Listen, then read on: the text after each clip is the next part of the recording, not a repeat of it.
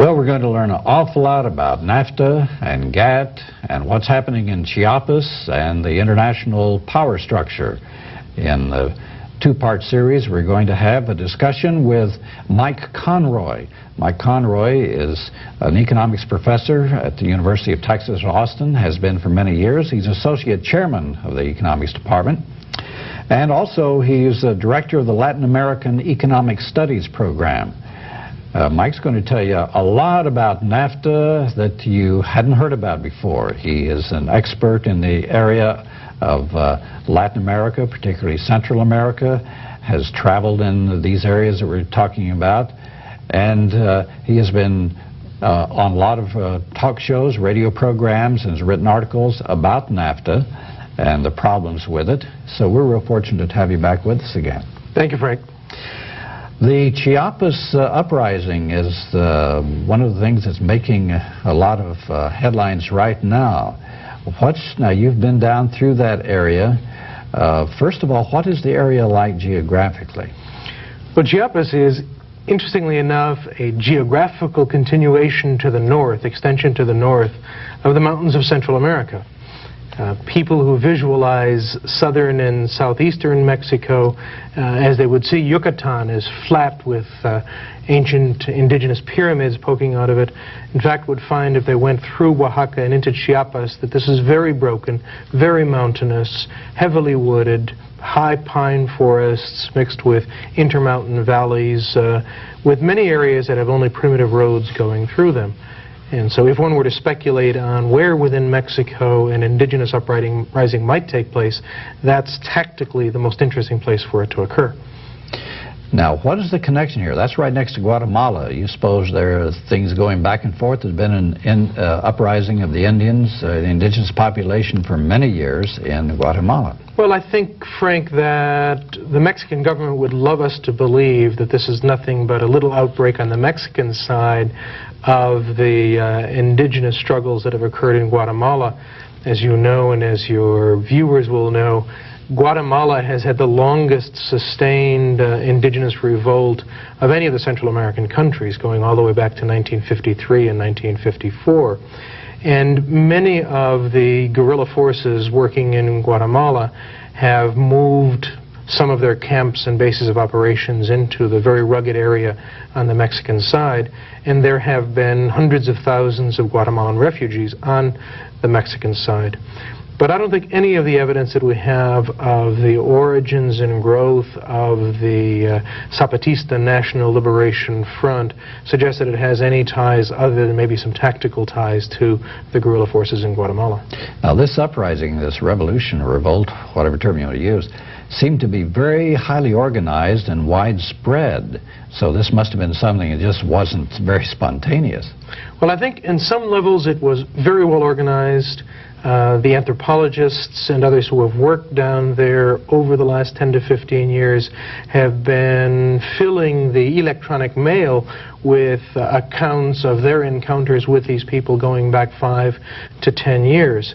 But on the other hand, it isn't nearly as well organized as the Central American insurgencies were, in that, for example, more than half of the people who were participants, wearing the uniforms, wearing the red mask of the Zapatista Front, more than half of them had no weapons at all. Many of them carried wooden weapons with knives attached to the end of them, so that it was a badly armed and apparently poorly financed group, but very well organized. You're right, their ability to take over and to hold 7 or 8 towns for many days at the beginning of January was an indication of the level of sophistication and organization that they had. And support of the people, I would assume, also. Most of the people who are in the area and talking to people in the area say that there is considerable support for their fundamental call, for their fundamental proposals.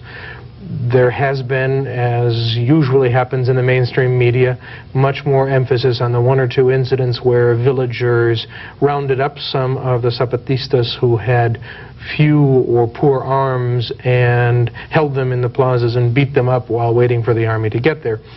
But more of the in-depth reports that are coming out now talk about the fact that we're dealing with a situation in which fundamental injustices, especially associated with the indigenous population in Mexico, are breaking out into an uprising. I think it's much too early to call it a revolution. It's clearly an uprising. It's clearly a revolt. And it's something that the Mexican government was totally surprised by. Now, I've read reports and also heard on the National Public Radio that the estimations of the Mexican government that, just a few dozen people have been killed are very, very off base, and that as many as maybe 1,000 people have been killed, and the Mexican army is still carrying out air raids and artillery attacks against villages and so-called guerrilla strongholds. Well, at this point, 3 weeks after the initiation of the uprising, there are whole zones of Chiapas where no reporters can go and where there's practically no communication in or out. So we don't really know. I think you're right in saying that most of the more recent reports suggest, and the human rights groups in Chiapas are beginning to build documentation to show that the death toll overall was considerably greater than the official toll being quoted by the Mexican government. But we really don't know, and we won't know until third parties, until the Red Cross, or until the United Nations is able to get people back into the mountains to many of these villages that have been cut off for the whole 3 weeks. The poverty there is incredible, I understand. This is the equivalent in Mexico of our deep south in the 1950s, of our Appalachia, of our Ozarks. These are terribly impoverished, remote, rural areas that have not been kept up with the changes that have taken place in the rest of Mexico. Mexico went through very difficult times in the early 1980s. The Mexican economy has been booming since then, but Chiapas isn't feeling that. Chiapas is also separated by the indigenous factor. And the gap within Mexico remains enormously large. For the last 50 years, as in pattern which was similar to that of poor Southerners moving to the north when industrialization took place in the north of the United States after the Second World War, poor Mexican Indians have been moving to the north, towards Puebla, towards Mexico City, and further north, looking for the opportunity, which has, in fact, grown much more rapidly close to the U.S. border. And of course, that's one of the reasons for the NAFTA involvement in the whole question of Chiapas. Before we get into NAFTA, I understand that Sotelo, who's the leader of the insurrection, was saying that they just want education, they want opportunities, they want food, they want medical help. These want the normal things that people would want. They said that, and here's a quote from a statement that he had at a press conference, "We're fed up with the misery and humiliation inflicted upon us by landlords, the international timber corporations which denude the last remnants of our forest, the corrupt officials who have forgotten what the word justice mean." And they said NAFTA was the last straw.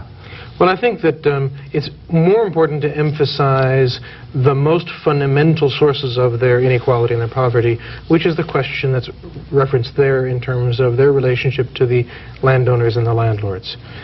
These are regions of Mexico, the majority of whose population is indigenous. It's Native American.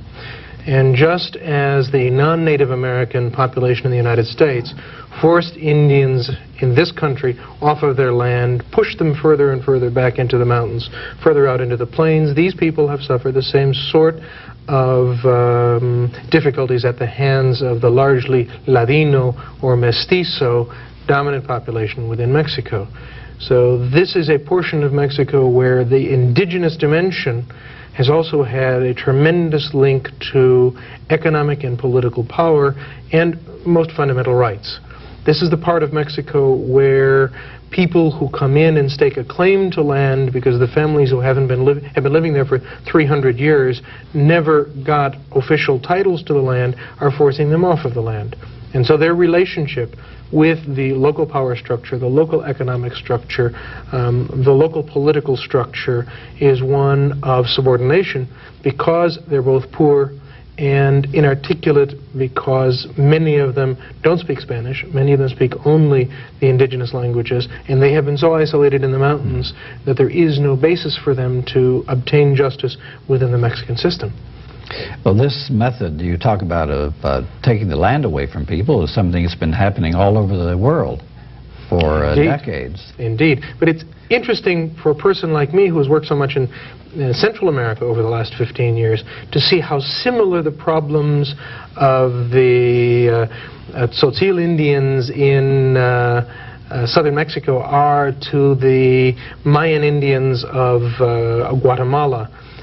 Or of the Pipiles in El Salvador at the turn of the century when they were forced off the land by the Ladino population and began the creation of the social tensions which led to the widespread civil war in El Salvador.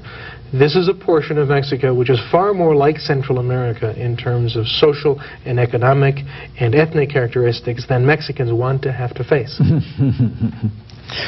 Now, we had a couple of programs back about 1978, 1979, in which people, or one person was talking about the uprising of the people in the cities and towns, driving out their local mayors and all that. And another program where the fellow actually spent time with some guerrillas in, I don't know, it was Oaxaca, where it was, somewhere in this.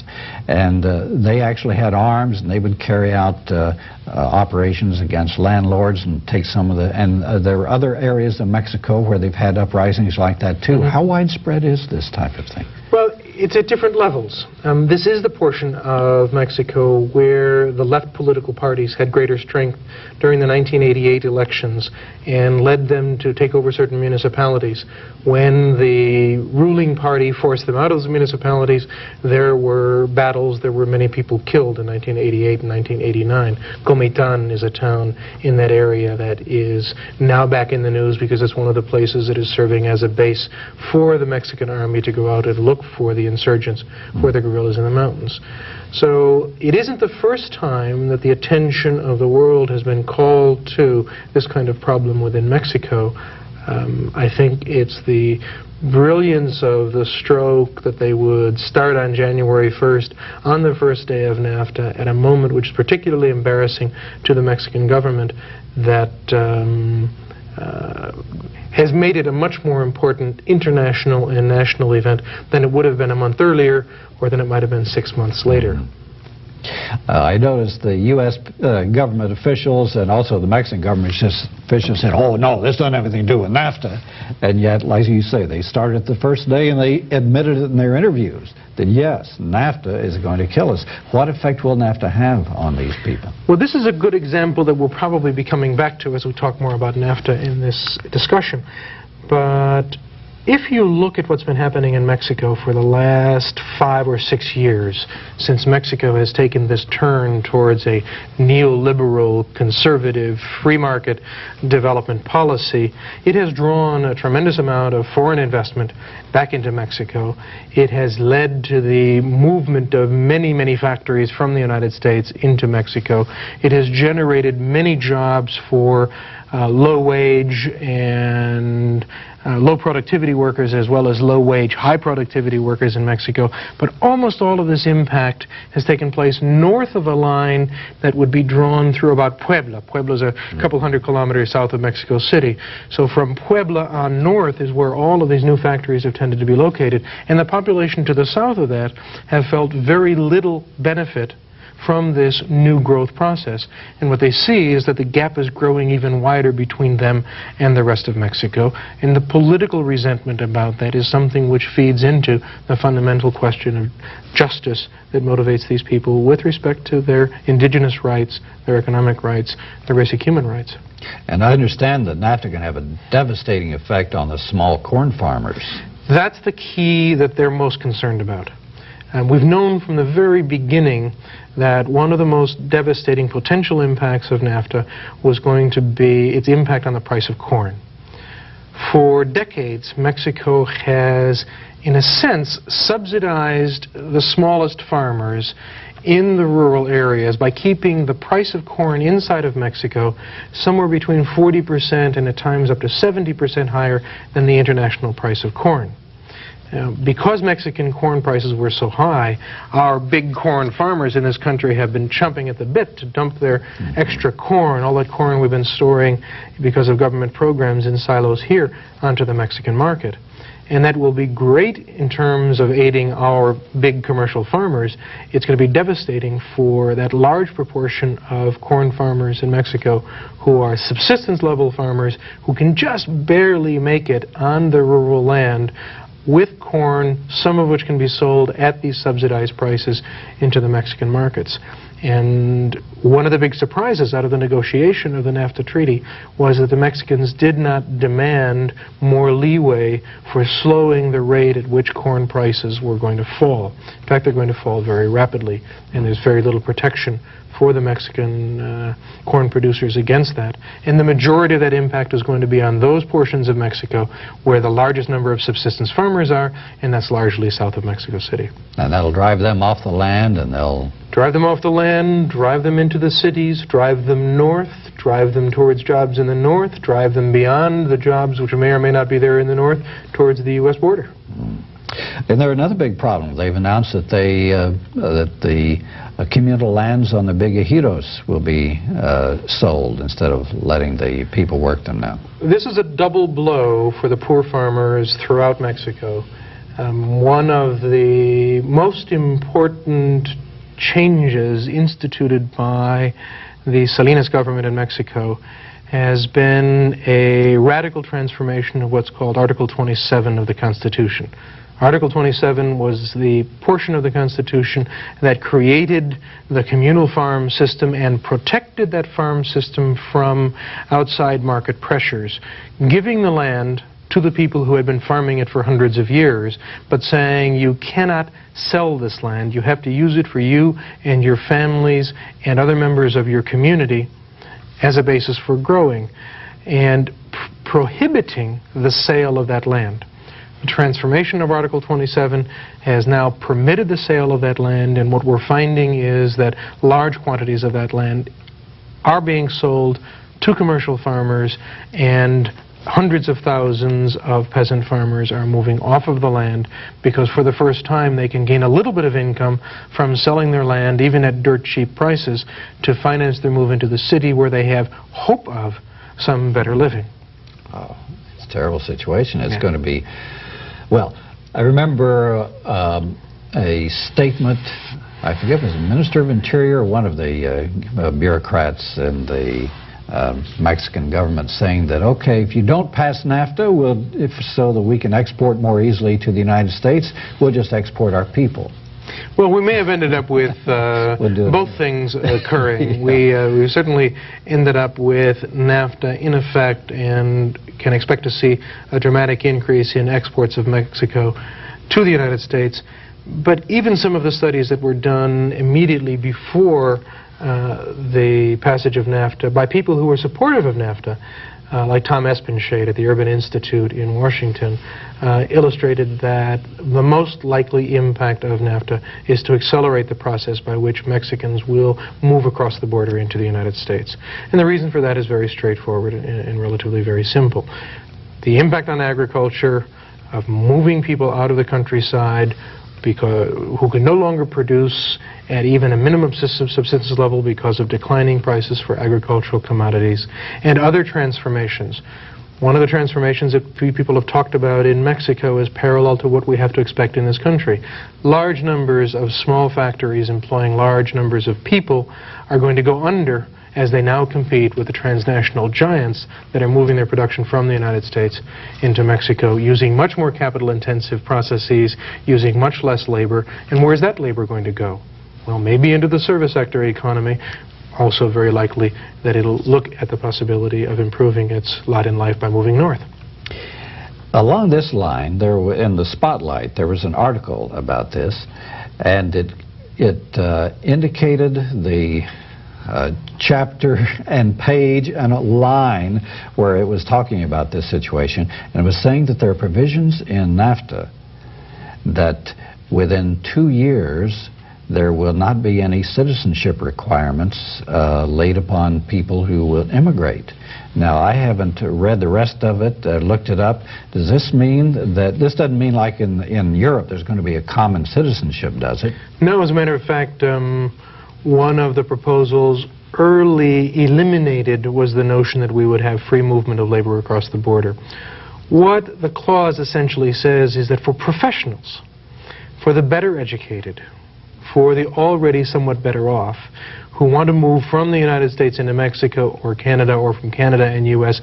into Mexico, the procedures which previously were very restricted under our general immigration law are going to be greatly facilitated, and they're going to have an accelerated process for normalizing their visas if they have a firm willing to vouch for them, saying, yes, this is a specially needed professional available here.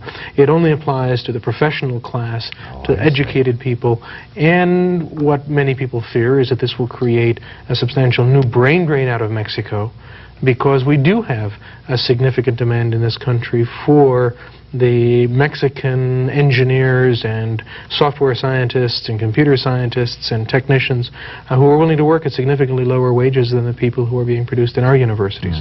So what we can expect is an increase in the flow of technical personnel out of Mexico because of that particular clause. It does not provide for free movement back and forth across the border, which probably would have been a fairer way of dealing with the gap that exists between these two countries, but obviously it wouldn't have been politically acceptable to the Congress. Well, let's talk about NAFTA. You've done a lot of radio programs and written articles about the things in NAFTA. I was just utterly amazed at so much about NAFTA that was never mentioned in the media, the regular media, and even by Ross Perot, that fool who got up there. Let's talk about some of the things that they didn't talk about in the media. Well, I think the greatest success of the pro-NAFTA camp in orchestrating the victory of moving it through the Congress in the United States was their ability to deflect attention from the distributive impacts that NAFTA was likely to have. What they did is they forced the debate and couched the debate in terms of the overall benefits and the overall losses, probably but not certainly going to be gained by each of the three participants. And even over that there was tremendous debate. But by focusing so much of the debate on whether there would be a 300,000 job gain or a 500,000 job loss in the United States after 5 years because of NAFTA, once they had focused it very much on that particular debate and commissioned lots of studies to analyze that, they deflected attention from the fact that whether there's going to be a small net gain in the United States or a small net loss in the United States, there could be enormous distributive implications that were not brought out in any but some articles that a couple of colleagues and I did and debates that we did, but never in the national debates at the top levels. Let me give you an example. Vice President Gore, in his debate with Mr. Perot, a debate which really was the end of the line for the anti-NAFTA group. Mr. Perot was unfortunately so outrageous in ways that were offensive not only to Mexicans but to those of us who work in Mexico and respect Mexico, that he also alienated many of the people, including Congress people, I believe, who might have been willing to vote against NAFTA had it not meant that they then had to associate themselves with some of the craziness of his presentations. But in that debate, Mr. Gore was arguing there are going to be 200 or 300,000 new jobs in the United States. Mr. Perot was arguing there will be a loss of millions of jobs.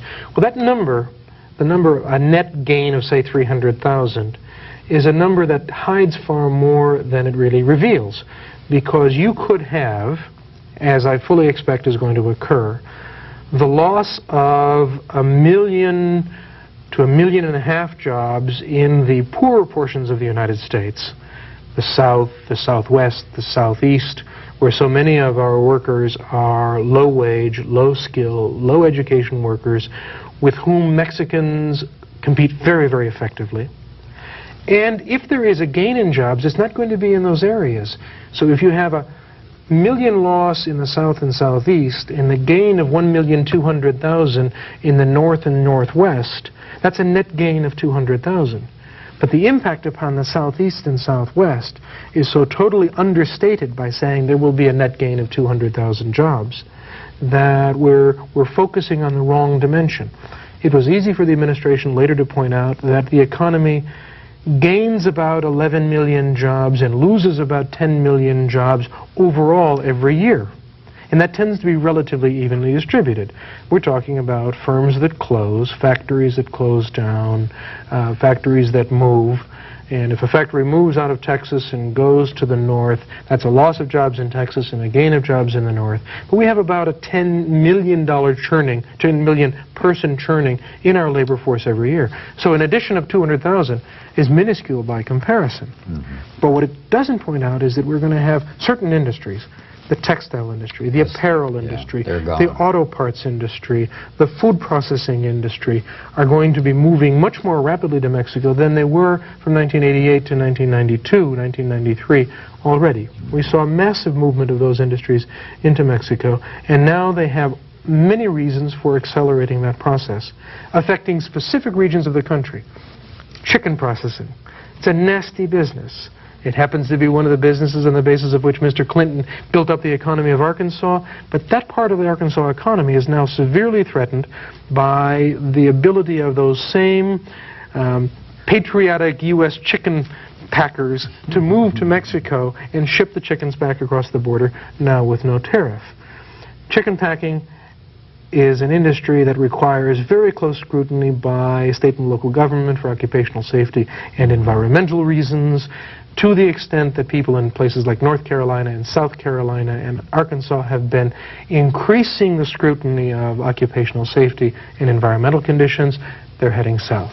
Where even though there may be good laws in Mexico, they're not enforced. Well, in the particular case of occupational safety, there aren't good laws in Mexico.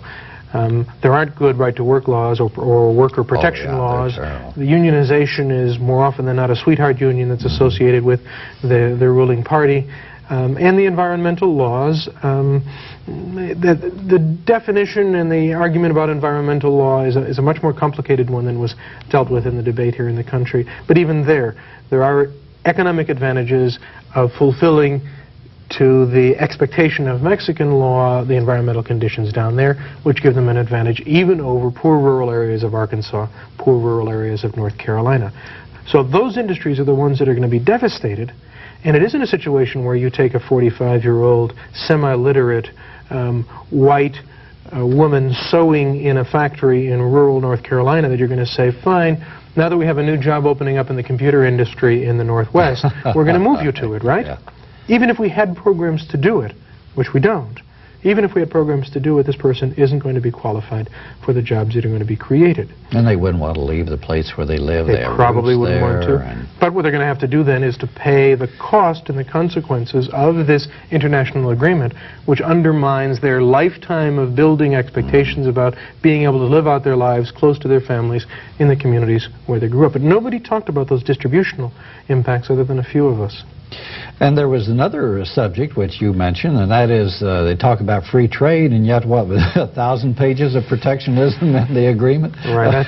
I think the best characterization of it was by some pro-NAFTA people saying there's really about 100 to 150 pages of free trade treaty and then almost 2,000 pages of special interest legislation protecting industry after industry. I mean, the whole process, Frank, by which that treaty was drafted, where the Bush administration brought together about 500 advisors, 95% of whom came out of the industries that were going to be affected, and allowed them to sit down with a counterpart group in Mexico saying, all right, guys, fight it out. How are you going to work out industry by industry the best possible package for you and your industry? What this has given us is a situation where there are outrageous protectionist clauses in the treaty as it was passed, giving benefits to those specific industries that were able to push through what they most wanted to do. Concrete example. It is now required that, as part of the content requirements for televisions that are manufactured inside of the North American Free Trade Agreement, that one specific component, The general rules are a certain proportion have to be made locally. But they specifically put in saying that the picture screen has to be manufactured in Mexico, the U.S., or Canada. Well, almost all of our pictures tubes have been brought in from Japan, from Taiwan, from Korea. And what this is a tremendous boon to the U.S. picture tube manufacturing industry, which is now opening plants in Mexico to produce for the newly protected North American market for picture tubes for the televisions that are coming. There are dozens of examples like that all the way through the treaty. And I tended to call it, and you've heard me on some of these radio programs call it the North American Special Protection Agreement rather than the North American Free Trade Agreement. And then in order to bribe enough Congress people to get them to pass this thing, they had to hand out what the nation has said, enough bribes in the way of protections and other special considerations, something which may cost the taxpayers as much $50 billion just to get this thing passed. It was ironic because a lot of the special deals that were cut during the last 3 or 4 days of negotiation were things that in fact violated the North American Free Trade Agreement. Yeah. Concrete example, the sugar industry in Florida and in Colorado. The sugar cane industry in Florida, the sugar beet industry in Colorado were adamantly opposed to the Free Trade Agreement because they fully expected that Mexico would dump large quantities of sugar into the U.S. at substantially lower prices, and then Mexico would replace its sugar with sugar they could get relatively easily from Cuba. So this Cuban connection was something that the sugar industry was hollering and screaming about. Well, one of the things that Mr. Clinton agreed to, even though it technically requires a modification of the treaty, that the Canadians and the Mexicans were willing to overlook, was to say to the Florida and Colorado sugar producers, we are simply going to not follow the terms that are specified in the treaty for a minimum of 5 years, and then only phase in very slowly what changes are going to be phased in for the sugar industry, even though the sugar industry clause was quite different in the treaty. So this was supposed to be fast track. This was supposed to be yes or no on the treaty as it was, and when it came down to getting the last few votes, they made changes in the treaty by agreeing somehow to block the imports of sugar for another 5 years, protecting that special industry and simultaneously calming the fears of the Cuban-American community in Miami that Cuban sugar was going to indirectly come in through Mexico. To me, one of the most absolutely censored, never mentioned in any of the news broadcasts I ever heard or any of the debates, and that is the absolute could be the destruction of economic democracy or even our democracy, and that is these resolution dispute panels and tribunals, these secret things that are in the treaty, not talked about. Can you tell us about those? Well, they still have to be formulated. One of the things you got to realize about the Free Trade Agreement was in order to get it through, and in order to get it through without having to take the time to work out all of the details, that, for example, the European Community took 28 years to work out, the creation and staffing and organization of all these panels. The treaty simply says there will be a resolution dispute panel, and it provides some minimum detail on how one has to approach these if there is a dispute. But as things stand right now, if you were a small producer of a product in central Texas, in the northeastern United States, in the northwestern United States, and suddenly found yourself being inundated by Canadian or Mexican products that you were certain they were dumping into our markets, the dispute mechanism doesn't exist. It isn't clear who you go to in order to call for some new intervention to stop that dumping, and gradually they're going to be created, but they don't even have bylaws. We don't know what the composition is going to be. We don't know how they're going to be named. But the most important details of our trading relations among these three countries are going to be resolved by these panels, and we don't know yet who's going to form them, how they're going to be formed, what participation, if any, we will have democratically in them, other than the fact that presumably there's going to have to be some agreement between the ruling administrations in all three countries about their composition at some point in time. But it is an elimination of much of the authority that Congress previously had for making these determinations and making these decisions, and passing them on to international tribunals over which We can't even claim to know how we're going to exercise some control because we don't know what the composition of them or their structure is going to be. Now, the Multinational Monitor has a whole edition on NAFTA, and it has 2 pages on these tribunals, and it talks about you know, all the procedure to go about it. And mainly, it's to keep the ordinary person or public interest groups keep their noses out of the situation. But as I understand it, these tribunals would have the authority to, in effect, strike down any local, state, or national law which the companies or the national governments claim will be an impediment to trade. And some of these things have already, under GATT, for instance, have been challenged.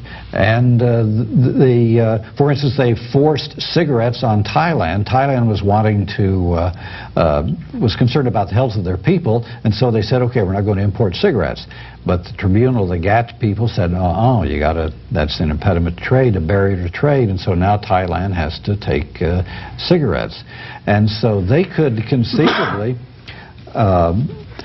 strike them down in the sense that they can fine countries, or they can have retribution with the other trading partners against that particular country that has this what they consider an offense, and it's all done in secret by these panels, which are you know, pro-business to start out with. This can have far-reaching consequences for democracy. Well, I think where I find it most threatening has to do with the kinds of grassroots democracy that in this country, for example, has been the strongest basis for the evolution and growth of the environmental movement. It's a very severe threat to the ability of unions to negotiate improved conditions for their own workers. It's a serious threat to the fundamental rules, and what we're really talking about here are the rules that we use for allowing goods to cross the border. What NAFTA does for these 3 countries, what GATT does for the world, and we can talk about GATT later because it's actually a little more frightening with GATT. What NAFTA does for these 3 countries is sets a basic set of ground rules that will be abided by all 3 partners, minimizing the conditions under which you can stop the movement of a product from one country to another. Now, part of the ploy that's been used is to say, if you're against GATT, you're obviously a protectionist, and if you're a protectionist, there's something wrong with you. But even that hasn't been dealt with appropriately. We deliberately choose to protect ourselves. This week, the Clinton administration is arguing in China that we are going to protect ourselves from products produced by prison labor in Chinese prisons. And yet we have prison labor here in the United States. We have prison labor in this country, and we're not necessarily talking about the implications. Yeah. But we do choose not to allow products that have certain characteristics to cross the border. We don't allow products that have certain kinds of residue chemicals on them to cross the border. When we talk about GATT a little bit later, that's a very critical point in GATT that is exactly along the lines of what you're talking about.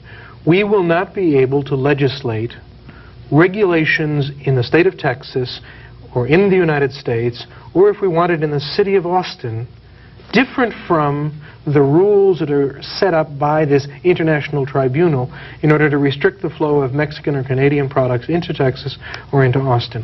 Now, you might say that's fine, that increases the flow of goods, but for years the environmental movement in California, for example, has been way ahead of the environmental movement nationwide. And for their own reasons, Californians have required higher levels of environmental controls on automobiles.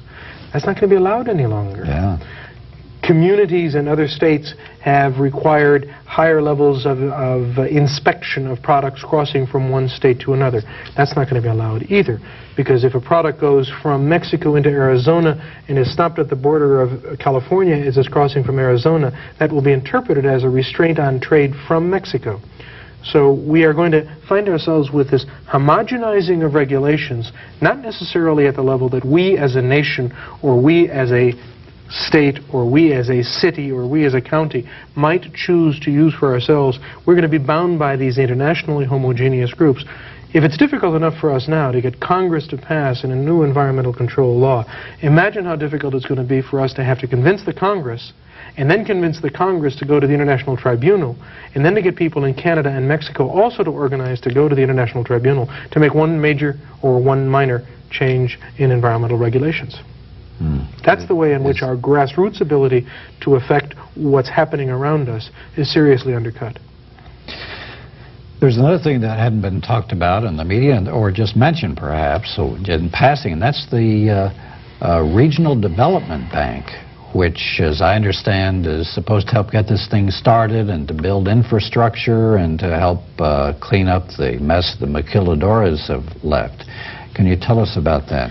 Well, one of the concerns, especially raised by some courageous Hispanic legislators, Esteban Flores, especially out of California, was almost single-handedly responsible for this, was a concern that much of the burden of the adjustment, much of the burden of the additional cost, much of the burden of the further deterioration of the U.S.-Mexican border was going to be borne by the Hispanic population in this area, and they insisted on some sort of a program. It ultimately is going to be called the North American Development Bank, NADB, as a basis for providing the loans needed to fund the activities of adjusting. But this raises the much bigger question. That bank was agreed to, in principle, with an initial capitalization of about $250 million. Yeah.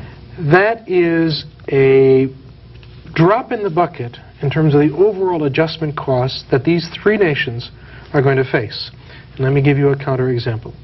There's only been one successful long-term integration of economies similar to what we're trying to do with NAFTA, and that's the European Community. Now, they started in 1958, and only in 1992, what is that, 34 years later, finally joined all of their programs together and created what was a complete European Union. In fact, they call themselves now the European Union, which allows free flow of goods, free flow of capital, free flow of people across all the boundaries of these countries. But look what they've had to do in order to adjust to and assist countries to adjust to it. From the very beginning, they recognized there were going to be regions negatively affected, workers put out of work, factories closed down, and so they created two major European programs, the European Development Fund and the European Social Fund. The European Development Fund is used to assist those communities that lose their factories to search for another factory, to provide some subsidies to the location of a new factory, to develop a new industry, to find new technology, to create the jobs so that people can get back to work after the factory closes because it moves from Germany to Spain or from Spain to Germany within the European Union. Now, 34 years later, they have continued to increase every year the amount they spend on those adjustment programs. They are spending in 1993-94, in their fiscal year, more than $8 billion. 34 years into the adjustment program. They have spent a total of hundreds of billions of dollars helping communities adjust to all of the impacts that the integration is designed to have. We recognize that we're supposed to have significant changes in our economies. We're supposed to get a leaner and meaner U.S. economy, a leaner and fatter, or fatter and meaner Mexican economy, a Canadian economy which is more rationalized. But this means closing factories and opening plants. It means closing some jobs down, retraining people here. We have not created anything other than this tiny little $250 million border development bank as a basis for adjustment. It's nothing.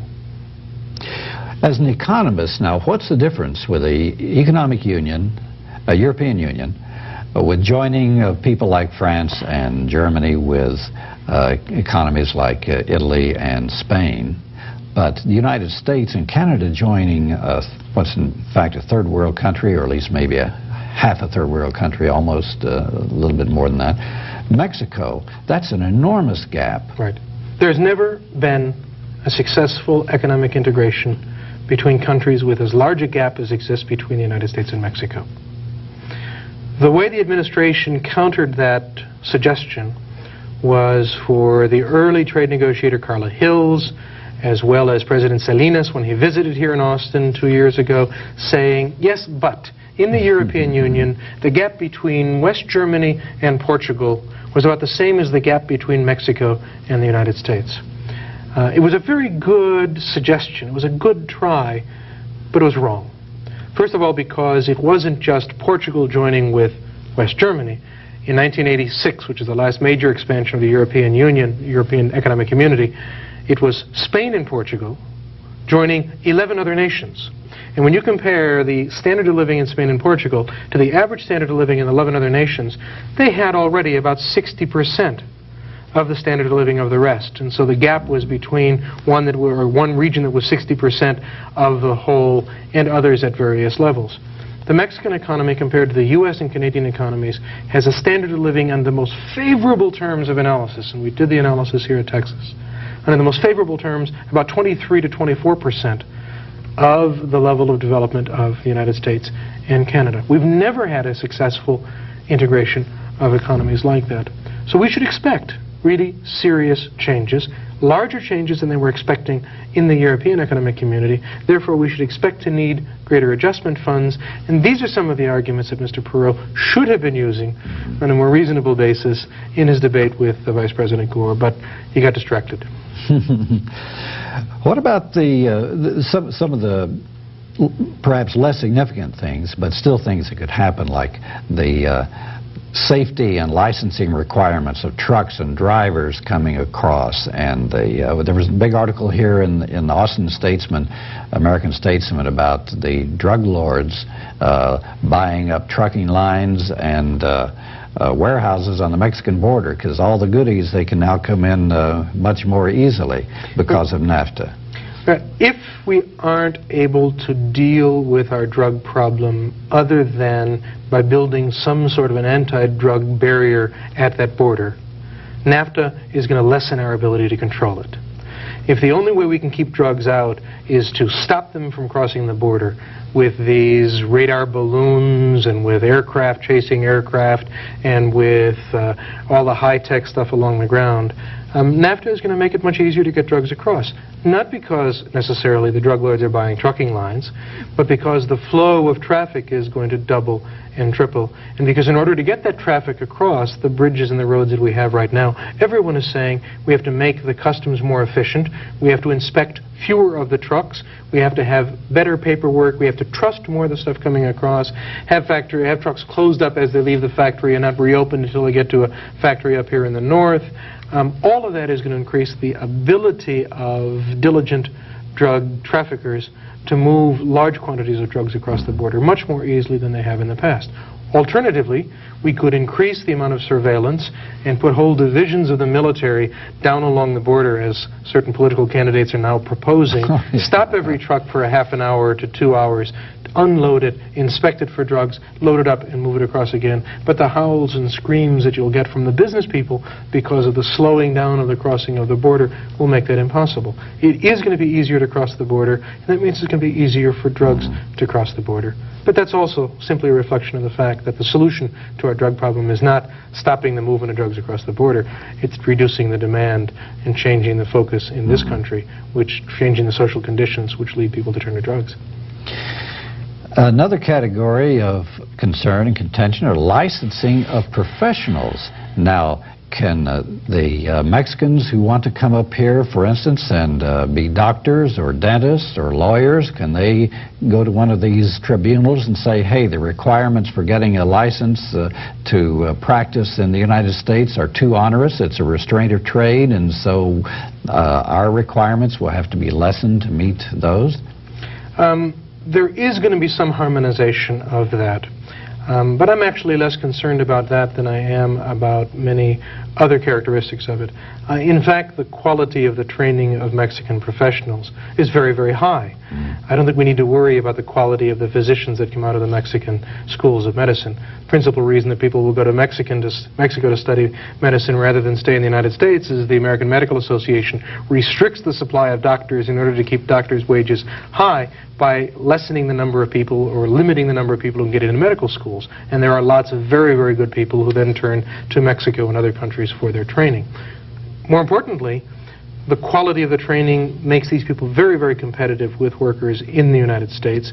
And if they can't find ways of getting into the United States to work under wage scales that are typical of the United States, they will go to work in factories in Mexico where they'll work for substantially less, in the software industry, in the computer industry, in the design industry, in the advertising industry, and in biomedical industries. That's likely to take place. I'm not worried about the quality of the workers coming across. What I'm worried about is that the fact that you have such very high productivity, high quality workers in Mexico who, because of a variety of conditions in their labor markets, work for half or less of what comparable people work for in the United States. I heard one person say, Doug Kellner, our friend Doug Kellner, said that he thought that the passage of NAFTA was Bill Clinton's big and first litmus test with the American power structure and ruling class, that even though he could be wishy-washy and a wimp and compromise so much on things that might affect the people, they were really playing hardball to get this thing passed. This was a supremely important thing. Well, when David Rockefeller comes on TV and starts talking about it, you know that they're really concerned. Well, I think that there's no question that conservative business interests, and especially the transnational corporate interests, wanted NAFTA very, very badly. And the fact of the matter is that Mr. Clinton's coalition was a coalition of labor, environmentalists, women, minorities, and conservative democratic business interests. The one thing which the conservative democratic business interests demanded of him as a precondition for their support in his election was his support of NAFTA. And it is something which is going to tear that coalition apart to some extent, and has already torn that coalition apart. The severance of his ties with labor is going to be costly to him later on when he wants their support on other issues. But what it was a moment in which the business community, the transnational business community, really represented by and led by Secretary of Treasury Benson, who was the most pro-NAFTA member in the whole Clinton administration, pushed this through as something which they absolutely had to do if they didn't want to completely alienate the business community. And it makes sense that the business community would push for it. This free trade agreement is a big business free trade agreement. It's a free trade agreement which is going to hurt small business, it's going to hurt local business. It's very, very good for those corporations that are large enough to produce in both places, to market in both places, to combine their production facilities so that components are made in Mexico, components are made in the United States, assembly takes place one place or another, and then they ship to the rest of the world. Little firms can't do that. So it's the big firms that gain a significant advantage from getting this new access to Mexican labor, much more important than getting new access to Mexican markets, because the Mexican market, relative to the U.S. market, is still only 10 or 15% of the U.S. market. So what they really wanted access to was Mexican regulations, Mexican labor, and the real reason that the unions really had to oppose it, had no choice but to oppose it, was that this gives every major factory, every major firm, in every labor union negotiation the ability to say, if you don't give us the concessions that we want, you can threaten to strike all you want, and all we're going to do is move our factory to Mexico. We're going to have a gradual overall lowering of wages in the United States, of laboring conditions, of the ability of unions to negotiate because of that constant threat of being able to move a factory into Mexico where you can find high quality, high productivity, low wage workers to replace any group of workers in this country. So it looks like the condition of the American standard of living is going to worsen and worsen and worsen at a time when it's already at the lowest level in decades. No, the liberalization that has taken place under Reagan and Bush has already forced the real earnings of families in this country down for almost 20 years straight. It began in 1973 and it's continued coming down. What it'll certainly do is it will eliminate some of the possibilities that we would have had for higher standards of living. It isn't going to push U.S. wages suddenly to the level of Mexican wages, but it's going to eliminate many of the opportunities that we might have had to raise wages in this country. More importantly, and this I think is the bottom line argument for me in terms of NAFTA, it gives all the wrong signals to firms that use American workers. There are two alternative future roads that American industry could follow. It could follow the road that the Europeans and the Japanese have been following, which is a high road, high productivity, high skill levels, enabling them to pay high wages for the production of world-class goods. And the good safety net, social services. With a good set of social services paid for out of that high level of productivity and the taxation that comes off of it. There is another road, which I call the low road, and that's the road of saying we can also produce the same products using labor-intensive processes with low productivity, low-skill workers, where rather than pay for high-productivity workers whom we have to train and retain and keep and work with using the latest of high-tech machinery, we're going to go with a low-tech solution, and we're going to outcompete the Mexicans, we're going to outcompete the Koreans, we're going to outcompete the Brazilians by getting our wage costs down even lower and using what are essentially third-world production processes. By opening the door to Mexico, we're allowing many more U.S. firms to say, I can now supply the U.S. market using the low-road strategy, whereas previously they would have given much more serious thought to taking the high-road strategy, investing in their workers, raising their productivity, and being able to pay higher wages.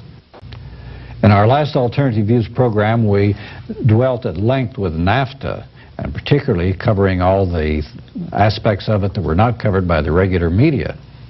We were talking with Mike Conroy, who's an economics professor at the University of Texas at Austin, director of the Latin American Economic Studies program, and he's the associate chairman of the economics department. This time, we're going to talk about the big daddy of GATT. I saw a statement somewhere that said if you like NAFTA, you'll love GATT, because GATT, the General Agreement on Tariff and Trade, is something which could be even much more devastating than NAFTA. But before we have our interview, here are some news stories from the alternative press. Well, in one of the biggest fraud cases in history, it was announced by the New York Times on October the 21st that Prudential agrees to pay investors for fraud losses at least $371 million, that 400,000 individuals were affected by this court decision. It appeared that Prudential Securities, which is a unit of Prudential Insurance Company of America, has been facing legal claims from people all over the country, investors, who said that the firm systematically cheated them in the sale of more than $800 billion of limited partnerships that invested in oil, gas, real estate, etc. Most of the investors were assured that these were safe, conservative, secure investments. In many cases they weren't, and they were told of tremendously lucrative returns that would accrue from this investment that didn't materialize. Well, the Security Exchange Commission ruled that the advertisements or the claims that Prudential Securities made to its customers were simply fraudulent. They simply lied systematically all over the country, and thus forced them to pay back investors millions of dollars for these fraudulent claims. They also charged the SEC widespread securities law violations at all 9 Prudential branch offices, failing to live up to terms of a 1986 settlement with the SEC on fraud charges, and severe legal and compliance problems with a whole lot of different issues. I think it should be pointed out that this is not a fly-by-night organization we're talking about. Prudential is one of the core Rockefeller establishment financial institutions, and has been for years and years and years. It always kind of galls me to see some of these big corporate executives saying, well, now all these bad things that you see about these capitalist corporations, those are just the smaller and medium-sized corporations. The big ones, we are good corporate citizens. We wouldn't stoop to that. Well, we found out what happens with Prudential. And see, Prudential also had it as chairman of the board, former chairman of the board, George Ball, who was one of the most significant men in the United States power structure, and has been for years. You ever heard of PruCare? Well, that's Prudential Insurance. They're going to be one of the big recipients of the largesse of Clinton's health care program. And this, I guess, was only the second largest payout because of fraud. The other one was Burnham Drexel Lambert. So you got to be careful whether it's a big company or a little company. You just can't say, well, we're an established old company. They'll rip your drawers off just as fast as some of the smaller companies. If Bill and Hillary Clinton are serious about slashing U.S. health care costs, expected to top $1 trillion by next year, they should re-examine Washington's love affair with the tobacco industry. Each year, smoking-related diseases are responsible for $21 billion in direct health care costs, according to the Congressional Office of Technology Assessment. Another $47 billion in unnecessary costs are due to lost productivity and lost earnings associated with smoking. Far from acting to curb these costs, let alone to slow a cigarette-related death toll of nearly 500,000 Americans per year, Congress has actively aided the tobacco industry. Capitol Hill has excluded cigarettes from the Consumer Product Safety Act and the Fair Labeling and Packaging Act. Lawmakers have also exempted tobacco from the Toxic Substances Act, even though a cigarette has more cyanide than was found in those tainted Chilean grapes that everyone was so worried about a few years back. I saw an analysis of what was in cigarettes, and it was indicated that the cigarettes not only had benzene, but it also had DDT and phosgene. And phosgene, as people probably know, is nerve gas. So that actually when you're taking a big old long puff of that cancer stick, that you're actually inhaling this nerve gas and carrying out chemical warfare against your own body. In the last few years, Congress has killed or simply ignored at least 10 anti-smoking legislative initiatives. The White House has been no better. Ronald Reagan and George Bush waged a costly war on drugs. This despite studies showing that illegal drugs were connected to the deaths of 19,096 Americans last year, 1/26th the number that were killed by cigarettes. And while the Reagan and Bush administrations were waging their war against drug pushers in Colombia, they were also actively pressuring other governments, especially in Asia, to open their markets to U.S. tobacco products. The new issue of World Smoking and Health, a publication of the American Cancer Society, looks at why the White House and Capitol Hill continue to guarantee tobacco's special place as the only mass-marketed consumer product that causes widespread death and disease when used as intended. The results are not surprising. The tobacco lobby has bought out our elected politicians, and the bribes are getting bigger. Industry contributions to incumbent U.S. senators through 1991 and the first half of 1992 were up 192% over the contributions made during all of the 1987-88 campaign cycle, according to one article. Will Clinton change things? Don't hold your breath. Several top White House advisors, including Mickey Cantor, the president's former campaign manager and current U.S. Trade Representative, have close ties to the tobacco industry. In these times, in an earlier edition, said that they pumped $25.7 million into the campaigns of 1991 and 1992, and the largest amounts of this money went to the key members of the committees handling the health reform legislation. We'll have more news later. Let's turn now to our interview with Mike Conroy, economics professor at the University of Texas, about GATT. Now, Mike, we've had GATT since I remember people talking about it in the late 40s, early 50s. Why is there such a big to-do about GATT now? Well, the General Agreement on Tariffs and Trade, which people think about as a treaty agreement, is in fact a whole organization. It's a world organization that focuses on tariff and trade. And it has had as its goal since the end of the Second World War eliminating all barriers to the movement of goods across boundaries of countries. And it's come back into our focus since 1986, when the latest round of negotiations was begun. It happened to be started in Uruguay, and so it's been called the Uruguay round of GATT, And what they're attempting to do is to further reduce tariffs below the levels that earlier negotiations had gotten them to, and clarifying all kinds of new areas that previously weren't covered by GATT, including trade in services, intellectual property rights, a whole variety of issues that previously weren't taken into consideration.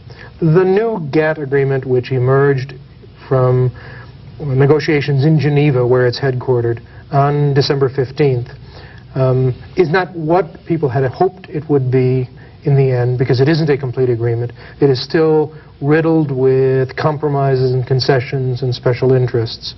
But if it's implemented, it will take us dramatically closer to a world in which not only are there few barriers between countries in terms of the flows of goods and services, but much less ability on the part of countries to control the movement of goods across their borders, and therefore much less ability on the part of countries to organize their own economic development processes. But don't we have two things going here? We talk mostly about countries when we talk, I say we, the media and the government, when they talk about trade. But trade is carried on by corporations, multinational corporations, and I guess I've seen the most of it is carried on by, I think, about 500 multinational corporations. And I've also seen figures that up to 50%, maybe even more than 50% of the trade is not trade from one country to the next, but it's intra-company trade. It's a company trading with its subsidiaries, etc. So what are we really talking about here? What we're talking about here, plain and simple, is an attempt by the largest corporations of the world, who have little or no allegiance to a single nation, to eliminate, it's their attempt to eliminate the last barriers that they have to face for the movement of their goods back and forth across borders. In the elimination of a wide range of regulatory policies, of industry subsidy policies, of protection policies, and I don't call them protectionist policies, but I call them protection policies because we have a legitimate right to some protection of our national interests. The elimination of those protection policies so that they have an absolutely clear and open playing field on which to operate. The trade, you're absolutely correct, is dominated by a small number of very large corporations, and the vast majority of the world's trade doesn't pass through what we call free markets. It isn't that you go out and find out what the price is in 8 or 10 different international markets for a commodity, get the cheapest one and bring it across where it's recorded as it crosses the border at its real market value. The vast majority of trade takes place within corporations, where one subsidiary of a company sends a product to another subsidiary of a company. And the prices that are charged for that transaction have nothing whatsoever to do with free market prices unless it's absolutely coincidental. The prices which are charged in this process called transfer pricing, something which Congressman Jake Pickle just began to scratch at during his last year and a half in the Congress. Transfer pricing allows firms to put whatever price they want on the commodity that they move from one country to another, and by setting their prices, they can not only avoid taxes in the higher taxing country, but they can have enormous impacts upon the terms of trade, upon the value of imports and the value of exports of the countries with whom they're working, avoiding virtually any governmental control over the movement of wealth within these corporations. That's why GATT is so important to the global elite of corporations, because it reduces dramatically the limited barriers that still exist to their total operation on a global scale without much control at any local level. Now, there's something else that's happening too, and that is the division of the world by the big guys into basically three areas: the European Union, the Western Hemisphere, and the Asian Rim, with Africa, I guess, being tossed in there for whoever wants it. But now, how does this fit into the GATT type of structure? Well, I think the most important force within GATT is simpler than that. It's the group of 7. The 7 largest industrial democracies, they call themselves. Yeah. 7 largest industrial countries. The United States, Great Britain, France, Italy, Canada, Japan, Germany. and Germany. Okay? Those 7 countries effectively account for more than 60% of world trade. Just the trade among themselves. And so one of the things that we saw taking place during the closing days of the negotiation of this last round of the GATT treaty was tremendous outcries coming from other countries around the world saying, wait a second, you can't do that. That wasn't part of what we did in our negotiations. And they essentially said, wait a second, just forget it, guys. We're talking to one another. And the final round of negotiations was between the French and the United States and the Germans and the Japanese over what concessions they were willing to make, because theirs were the most important markets in this process. And it really does separate them out from the rest of the world. So you really have the group of 7 and the rest of the world. And this particular round of agreements is going to be most beneficial for the group of 7.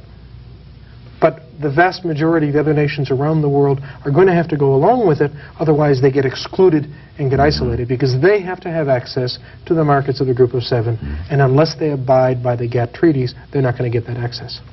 Well, now, as I understand it, these group of 7 countries still, if we're just talking about countries as traders, they still trade mainly among themselves. That's correct. Although there is some north-south trade. That's correct. But now, what are they setting up the division of these 3 areas of the world so that they can vertically, geographically, exploit the raw material and all, and the cheap labor in these areas that they will dominate?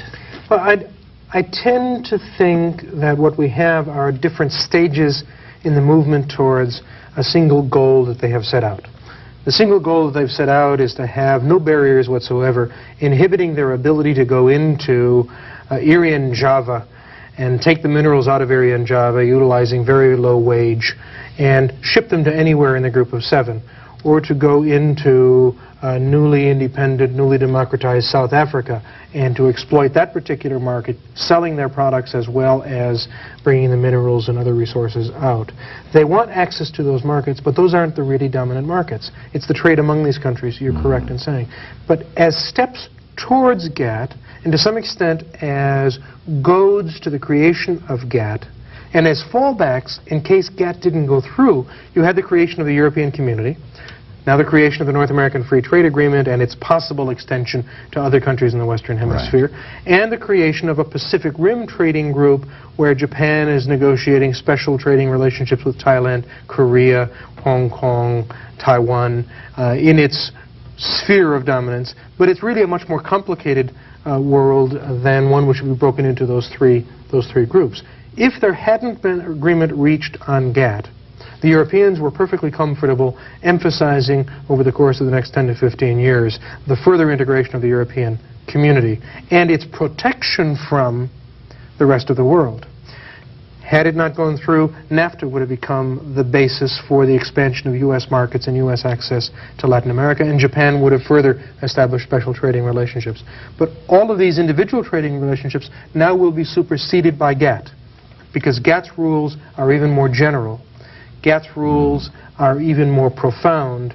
GATT's rules are common across all of these regions, and in theory at least, GATT will break down some of the protectionism that still remains between NAFTA and the European community, or between NAFTA and Japan. Isn't this also going to solidify or put in concrete the existing economic development and trade relationships, because the United States, or Germany, grew behind protectionary walls. The United States industrialized behind high tariffs, and so did Korea and Japan and Taiwan. So this means that the international power structure is going to make sure that there are going to be no more of these upstarts that could maybe challenge their hegemony. Well, that's a very insightful comment, Frank, and one that we haven't seen too much in the press. What GATT does, among other things, is it eliminates many of the developmental tools that countries have successfully used in the past to go from raw material exporters to industrial giants. The best example of that, I think, is Brazil. Brazil has a tremendous amount of schizophrenia around its participation in GATT, because Brazil is a very large country with mineral wealth and industrial wealth and its own technology and so forth. It's also taken advantage of a deliberate process of violating patent laws, of pirating software, of copying computers. It's been an outcast, but it may well have been the best strategy for Brazil not to sign copyright laws, not to sign new agreements on the protection of intellectual property rights worldwide, because then it has to start paying licensing fees for things that it gets from other parts of the world, which right now it can simply copy. Used to be we would claim that it's just those communist countries over there that are copying our technology and not paying for the patents. Well, in fact, it turns out that the biggest copiers of software, the biggest imitators of computer chips, the biggest non-legal or illegal copying comes out of places like Taiwan, Mexico, and Brazil. And one of the things they're going to have to give up as a process under this GATT agreement is their ability to do that with some impunity. They're going to have to eliminate the subsidies that they give to the development of specific industries. Here's a concrete example. What's the model which is being used now as the example that the poor countries of Latin America and Africa should pursue as a basis for developing a high standard of living? It's the Asian model. It's the mini-dragon model of Korea, Taiwan, Singapore, and Hong Kong. And the theory is that that's a free market model. But as soon as you start looking at what those countries did in the 1960s and 1970s in order to go from being relatively primitive countries to very advanced industrial countries, you find it wasn't the free market model. It was rather a very deliberate set of government programs in coordination with the largest industries, creating local monopolies, protecting them from international competition, demanding that they export their products, demanding that they become internationally competitive, and conditioning the continuation of government support on the evidence that these industries were internationally competitive. That's not the free market model. No. That's a very deliberate developmental model. Those programs would not be allowed under GATT. So like you say, it's the countries that have already achieved significant levels of industrialization saying, okay guys, nobody else should copy the policies which we utilized in order to develop to this level, and as a matter of fact, what you should do is open all your borders to the products which we can now export and simply ship us your raw materials, ship us your labor, allow us to invest for little assembly plants in your countries when we need cheap labor to ship back into the global markets. And it is, in a sense, an attempt on the part of the already powerful nations to eliminate the future ability of Brazil or of Mexico or of Colombia or of Indonesia to implement policies which would make them serious industrial threats in the near future. This will also entrench some of the worst dictatorships and also prevent any indigenous or popular uprisings, too, to take place, I would think. Well, I'm not certain that I see the direct link between GATT and the dictatorships, other than the fact that international or transnational capital doesn't like the uncertainty of democracy.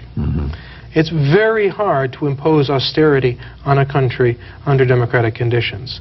The terrible turmoils of Russia and the other republics of the former Soviet Union, where they're trying to transform their economy and their political system at the same time, is one illustration of that. A better illustration is the fact that Chile's economy performed much better from the point of view of the international bankers when General Pinochet was in charge, when he could impose austerity, clamp down on inflation, and eliminate labor unions, and Chile's economy boomed during that period because of the political control. The countries like Korea with its political control, Singapore with its political control, anti-democratic controls, Taiwan, which is not a very democratic place, have used political controls as a basis for their rapid economic development. And if the giant corporations that are now reinforced through GATT gain more political power, then you're right, that probably is anti-democratic. The theory, of course, and this is all based on theory of free trade and the link between free trade and democratization. The theory says free trade will help to bolster the more economic growth, and more economic growth means more democracy and so forth. But if we look for cases indicating much of the concrete dimensions of that theory, they're hard to find. Now, you mentioned free trade. Now, this goes back in theory to the great economist David Ricardo centuries ago. And you hear all the time, oh, are you a free trader or a protectionist? It's almost like a McCarthyism, that if you're not for free trade, you're just a bad person. What does free trade actually mean nowadays? Back in Ricardo's era, it meant that one country would do what it could do best, another country would do what it could do best, and then they would trade, and everybody would benefit. David Ricardo talked in terms of a principle of comparative advantage. And that principle of comparative advantage is the tool that we use for teaching our undergraduate economics students the meaning and the advantages of free trade. But as the New York Times was forced to admit in a front-page story last December, right about the time the GATT treaty was to be signed, that here's a primer on free trade. And it got into the third paragraph of its primer on free trade, and it said, but you've got to admit that no economist can give us concrete examples of the notion that free trade will necessarily raise the standard of living of all of those who participate in it. We do know that free trade raises the standard of living of those who are more powerful, more advanced, more developed in a free trading relationship. What's more difficult to demonstrate is that it significantly improves the lot of those who are less powerful, who are smaller, who don't have the same economic clout or political clout in the global economic system. Truth of the matter is, there is no country in the world that practices free trade. Second truth that I think we have to recognize is that the Reagan and Bush administrations claimed that their target was for us to be the leading nation in terms of free trade. One of the problems we got into by the end of the Reagan period and through the Bush administration was that we suddenly found that here we were proclaiming the principles of free trade and acting as though we wanted to push the principles of free trade, and most of our trading partners thought we were crazy. The Japanese aren't free traders, the Germans aren't free traders, the British aren't. Margaret Thatcher might have been, but British government policy was not. The French are not free traders. The Canadians may be closer, or at least they were closer under Mulroney, but then Mulroney's whole party disappeared after he signed the North American Free Trade Agreement on behalf of Canada. All of our trading partners practice one level or another of protection, and it's very sophisticated protection. It's not just tariff barriers, it's a wide array of non-tariff barriers. The Japan bashing that takes place in this country ought to be recognized as statements that say Japan is not a free trader. The world markets in which we function are not free markets. So the argument from the very large corporations is GATT will move us towards more free markets and force us all to be more free marketeers and allow us to have more efficient trading relations. And you get these numbers of hundreds of billions of dollars in increased welfare that comes essentially from having access to somewhat cheaper products from some place that we weren't getting them before. But there's a problem. The problem is, it isn't whether you protect or not. Everyone protects. There are certain things that we simply don't allow to go across our borders. Anyone who suggests that there are systematic reasons for protecting, anyone who suggests that we ought to protect in order to allow certain industries to develop, David Ricardo's old infant industry argument, is now called protectionist and therefore wrong. But if you push these anti-protectionist folks to the wall, they're going to say, yes, yes, yes, we always have to have some basis for protecting. And what we're really doing now is negotiating the conditions under which other countries are going to have access to our markets. But at the same time, the corporations that are backing this are also negotiating the conditions under which they're going to have access to the cheaper labor in other markets in which they'd like to produce. To me, one of the scariest things about GATT is the World Trade Organization. Is that the name of it? That's the group that's supposed to be created. Yeah, and those are the people who in secret will be determining whether there are any violations of GATT, and then they will assess the penalties. That'll be the teeth in GATT. Well, GATT has always had an enforcement organization.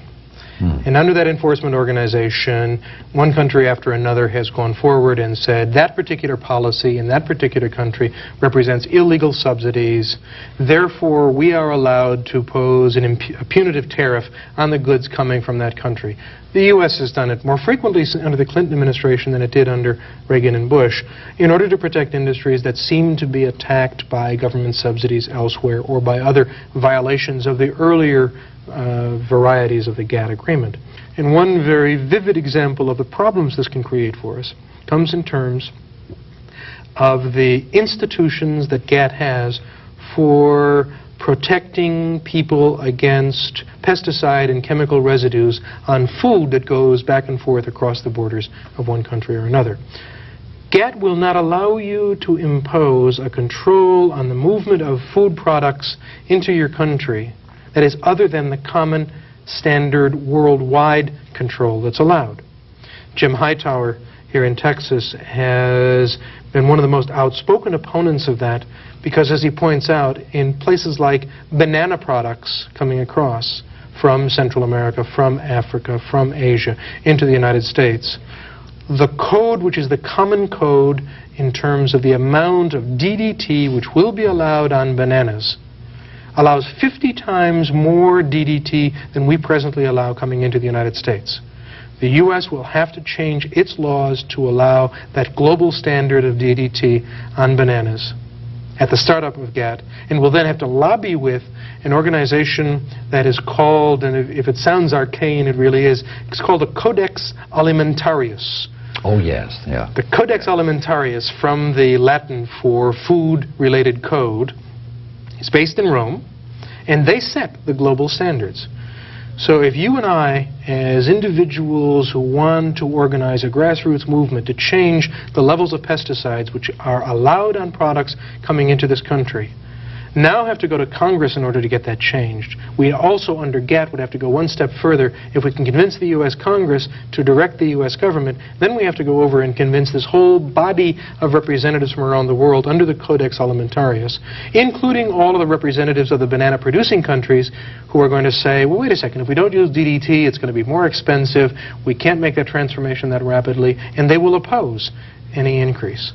So what we have at great cost done in this country in terms of raising our environmental standards relative to many of the world standards are going to get beaten down in terms of the quality of products that cross the borders. And we aren't going to be able to do anything about it other than through these cumbersome organizations. Which are non-elected. We have no way of, they're absolutely not No, the Codex Alimentarius is appointed by GATT, which consists of a council of representatives appointed by the governments that are participants in GATT, and we have very, very little control over that. What kind of enforcement powers does GATT have? In theory, GATT has tremendous World enforcement Trade powers. Organization. The World Trade Organization, using GATT as a basis, in theory has tremendous powers. It can authorize punitive tariffs or punitive quotas or the blocking of trade from any member country if it decides that member country is violating the agreement. So if, for example, you're a Honduras and you're trying, as a tiny, tiny country in Central America, trying to stimulate the development of a little textile industry, and you come up with a creative program for giving low-interest loans and other support to some cooperatives or small business people trying to set up that textile industry, Korea, a gigantic textile country, or Japan, or India can go to the GATT and say, that's a violation because that's an inappropriate subsidy. We don't care whether they call it a development program or not. We're going to block Honduran exports of those textile. We're going to call for blocking Honduran exports of to all the members of GATT. And so the authority is ultimately the ability of GATT to block the exports of a country that is in disfavor at that particular moment for its policies to any other member. I understand, too, maybe it's only with NAFTA, but is a GATT also that they can actually levy fines on the treasury of participating countries? That Well, in theory, but it never gets to that stage. And it probably would never get to that stage. Long before they'd be able to levy fines, you'd have countries ripping up their GATT participation agreements and going off on their own. Which would be difficult because the whole world would be operating under GATT, and they would be outside of this wall. That's exactly right. And so the dynamic tension there is between GATT's, the heavy-handedness with which GATT implements its regulations. At the same time, it doesn't want to see countries pull out. But it's the smallest countries, the ones that most desperately need a little bit of freedom to exercise some progressive developmental policies that are going to be most isolated and have the smallest amount of clout and the smallest amount of power in this whole process. Like Thailand being forced to import cigarettes when they tried to protect their countries, their people's health. Or even the big ones, the big countries. For instance, I forget which country it is that's protested the United States requirement of those special nets so that they don't trap dolphins in the fishing nets. I think Japan is challenging the United States prohibition of exporting just raw timber. And even some U.S. corporations, I understand, are going to challenge the health system of Canada, saying that it's unfair trade because their corporations in Canada don't have to pay the medical benefits that the U.S. corporations have to pay. There are other This go on and on. There were even more outrageous decisions that have been made. In Belgium, for example, the Belgian Parliament passed a law saying that if you're going to sell beverages, you have to have a recycling program in place for the beverage containers. If they're glass beverages, glass bottles, they have to be recycled. If they're aluminum, they have to be recycled. And that you have to have a proactive program. It isn't just that you allow them to be recycled, you have to have a program in place.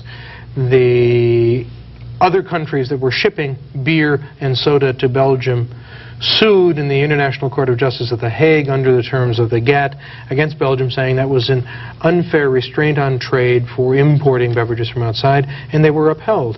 And Belgium was forced to rescind that law and to accept the more general recycling provisions that are accepted under the terms of GATT. That's another example of the extent to which, while trying to pursue what the supporters of GATT are going to call a level playing field for trade among countries, you are giving up a tremendous amount of your own ability to control what happens at your borders and within your borders, a tremendous amount of what you're able to do in order to help your own development along. The environmental area is an area that's very important to GATT because environmentalists were almost completely excluded from the negotiation of GATT. GATT, like NAFTA, involved a very elite, secretive group of people meeting at various points around the world, negotiating, cutting deals, industry-specific deals with representatives from the various trade ministries and commerce ministries of governments that were participants in it. There were virtually no representatives of environmental ministries or of the environmental movement. And GATT is probably going to undermine the single most important push forward for the environmental movement in terms of world trade, which is the push to try to take protectionism in terms of products crossing the border to levels of protection with respect to processes. Let me explain very briefly. Right now, you can stop the importation of a banana coming across the border if you find pesticide or chemical residues on it beyond U.S. standards. After GATT is signed, it'll be only stoppable if it exceeds the Codex Alimentarius standards, which are often much higher than U.S. standards. Higher in the sense that they would permit more of these pesticides. They would permit more of the pesticides to come in, a higher quantity of parts per billion allowed on the fruit or on the vegetable. What environmentalists have pushed for is not product requirements, because you can grow broccoli with illegal chemicals and then wash the hell out of that broccoli and get most of those chemicals off. And the inspection system is so bad that a lot of it will go through in any event. They want process requirements.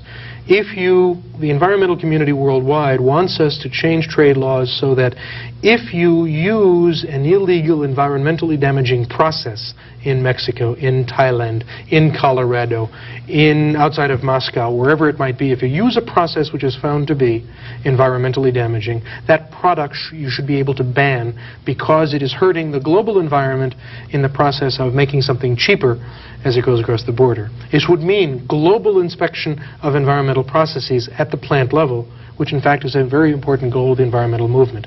GATT, as it stands right now, would eliminate any possibility of process restrictions on the conditions that you could legally use for barring the importation of goods into the United States or any other GATT member.